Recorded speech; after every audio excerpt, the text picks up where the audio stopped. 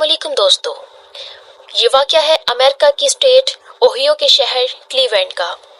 کرسٹن کینڈیلیریو، جس نے اپنی ویکیشنز اپنے بوائے فرینڈ کے ساتھ 8 جون سے 11 جون تک ارینج کی اور اپنی بچی اکیلے 10 دن کے لیے گھر میں چھوڑ گئی۔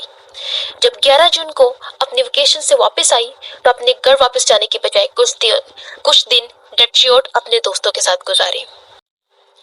16 جون 2023 صبح کے 7:36 پر جب وہ شہر واپس پہنچی، کرسٹل نے اپنی 16 ماہ کی بیٹی کو پلے پین میں مردہ حالت میں پایا۔ روتے ہوئے کچھ دیر بعد اس نے پولیس کو کال کی۔ جب پولیس وہاں پہنچی تو انہوں نے دیکھا کہ بچی کی حالت بہت بری تھی۔ پولیس کی انویسٹیگیشن کے بعد یہ بات سامنے آئی کہ کرسٹل کے بیانات پولیس کی انویسٹیگیشن سے بالکل میچ نہیں کر رہے تھے۔ ہمسایوں نے بتایا کہ یہ پہلی بار نہیں ہوا تھا کہ اس نے اپنی بچی کو گھر اکیلے چھوڑ دیا۔ جالن کی دیکھ بھال موسٹلی اس کی گرینڈ ماں ہی کرتی تھی۔ عدالت کے سامنے کلیولینڈ کے آفیسر جس نے اس واقعے کو انویسٹیگیٹ کیا، اس نے عدالت کو بتایا کہ اس نے اپنے کیریئر کے پورے 10 سالوں میں اتنا افسوسناک اور تکلیف دہ واقعہ نہیں دیکھا، اور بچی کے ڈاکٹر نے بتایا کہ بچی نے ان 10 دنوں میں 7 پاؤنڈ ویٹ لاس کیا ہے۔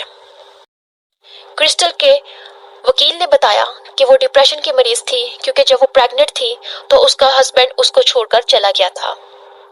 جب عدالت نے اس ماں سے پوچھا کہ اپنی 16 ماہ کی بچی کو گھر چھوڑ کر 10 دن کی ویکیشنز پر کیوں چلی گئی، تو اس کا جواب یہ تھا کہ میں مینٹل ہیلتھ یعنی ڈپریشن کا شکار تھی۔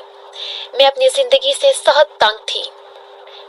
میں جنوری اور فروری 2 مہینے ہاسپٹل میں بھی رہی تھی، اور ادھر تک میری حالت ہو چکی تھی کہ چل نہیں سکتی تھی، اور ڈپریشن نے میری زندگی اتنی خراب کر دی تھی کہ میں جینا نہیں چاہتی تھی۔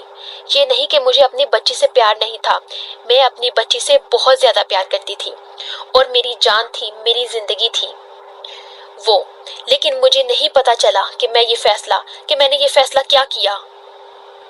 جب میں اپنے بوائے فرینڈ کے ساتھ ویکیشن پر جانا چاہتی تھی تو میرے ذہن میں یہ تھا کہ میں ڈپریشن سے نکل جاؤں۔